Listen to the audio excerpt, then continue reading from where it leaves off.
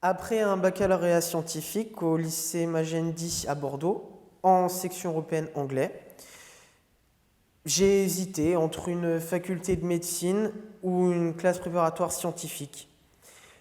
Et j'ai finalement décidé de me lancer dans l'aventure Maths Sup, Maths P. J'étais en PCSI au lycée Gustave Eiffel à Bordeaux. Ça correspondait à l'idée que je me faisais de la classe préparatoire. Beaucoup de stress, beaucoup de travail, mais ça s'est très bien passé. Et avec le recul, je me rends compte que c'était un superbe enrichissement personnel. Non, je n'ai pas intégré une école d'ingénieur, j'ai intégré une école de commerce. Alors ça peut paraître atypique, mais ce qu'il faut savoir, c'est qu'il est possible pour chaque étudiant en classe préparatoire scientifique d'intégrer une école de commerce en admission sur titre. Et c'est par cette voie que j'ai eu la chance d'intégrer les DEC de Lille. Alors pourquoi? Parce qu'à l'époque, l'actualité était bouillonnante. On avait le printemps arabe d'un côté, les problèmes liés à l'économie, à la finance de l'autre. Et outre l'intérêt que chacun peut porter à ces sujets, je sentais que j'avais envie de les approfondir. Et intégrer une école de commerce était un bon moyen de le faire.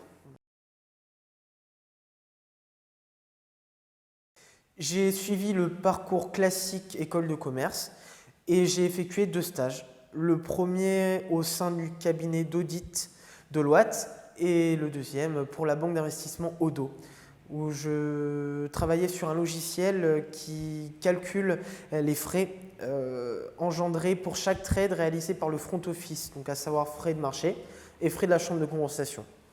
Et en parallèle, j'étais membre de l'association Course Croisière EDEC qui organise le premier événement sportif étudiant d'Europe.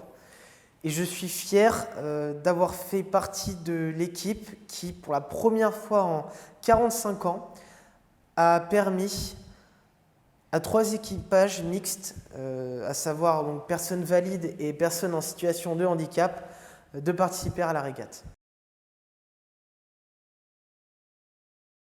J'ai suivi un master spécialisé en stratégie et je suis actuellement en stage de fin d'études au sein d'un cabinet spécialisé dans les projets de restructuration. Alors la restructuration, ça fait tout de suite penser chasse de coûts, optimisation, suppression d'emplois, mais en réalité, ce n'est pas du tout ça. Nous accompagnons les entreprises dans la recherche de nouveaux partenariats commerciaux, dans des projets de fusion, d'acquisition, de revitalisation de bassins industriels, et ce, justement, pour créer de l'emploi, créer de la valeur, créer de la richesse, et c'est ça que j'apprécie dans ce stage.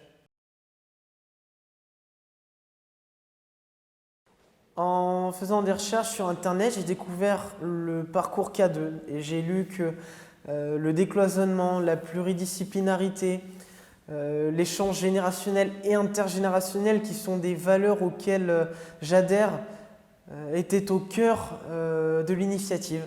J'ai donc décidé de les contacter. J'ai compris que les personnes qui organisaient le parcours K2 étaient aussi très portées sur l'humain et j'ai eu la chance d'être admis.